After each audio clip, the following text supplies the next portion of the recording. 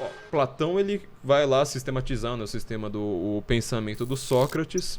Ele escreve todos os livros que a gente conhece, né, com o nome de um sofista por um, né? Então assim, é mais ou menos como se a gente escrevesse, como se Platão tivesse hoje e cada livro dele assim tem um nome, né? Tipo, Leonardo Sakamoto, Maria Rita Kell, sabe? Cada livro tem o nome de um dos sofistas ali da época.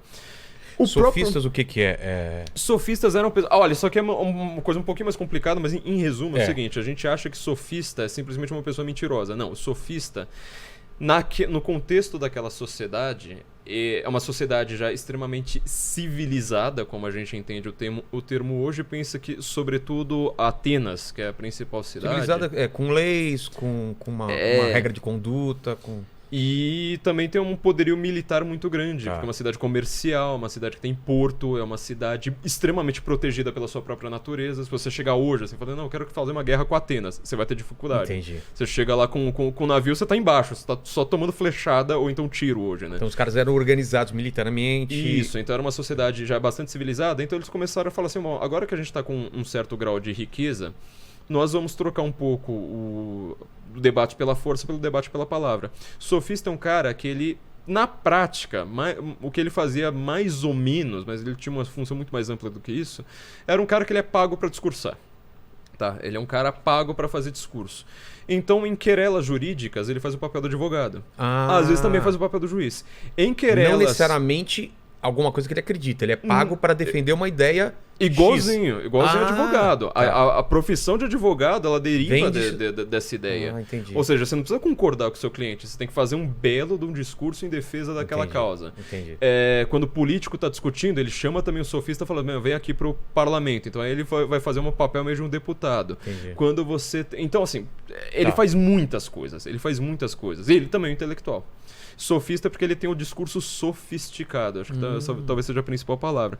Bom, e aí você tem essa briga, né, entre a filosofia... Bom, vai aparecer alguém que fala assim, não, mas tá, tem muito discurso sofisticado de um lado pro outro, eu tô encantado com todos, não consigo tomar uma posição. Como é que eu saio da mera opinião, né, da doxa, e eu vou chegar a um conhecimento do que é verdadeiro nesse discurso ou não? É aí que surge a filosofia. É aí que vai aparecer o Sócrates. E se você for ver, né, o Platão que sistematiza os diálogos do Sócrates, né, os diálogos socráticos, ele já morre nessa decadência cultural. Quer dizer, ele tem que morrer exilado, porque assim, ele vai lá, cria todo esse sistema, maravilha, matam Sócrates, né? Tem a questão do julgamento de Sócrates, que ele é obrigado a tomar veneno. E por quê? Por uma acusação falsa de que ele não acreditava nos deuses. E olha que curioso, essa acusação ela deriva muito mais de uma peça tirando o sarro do Sócrates do que do próprio pensamento do Sócrates. Que a peça é As Nuvens, do Aristófanes, que é engraçadíssima, por sinal, peça maravilhosa. Mas porque o Sócrates ele é um dos primeiros caras a pensar numa espécie de monoteísmo na Grécia. Então ele fala assim, olha, esses deuses aí, ele fala, mas ele defende os deuses, é curioso, né? Ele defende os deuses, mas ele fala assim, existe um princípio fundador da existência da metafísica, que não pode ser, Afrodite, Zeus, não sei, não, tem um princípio que está acima disso. Que vem antes disso. Exato. E aí o Aristófanes, ele vai lá, ele acusa o Sócrates de ateísmo, né, que chama as nuvens, falando, não, ele acha que não são deuses, ele acha que são nuvens.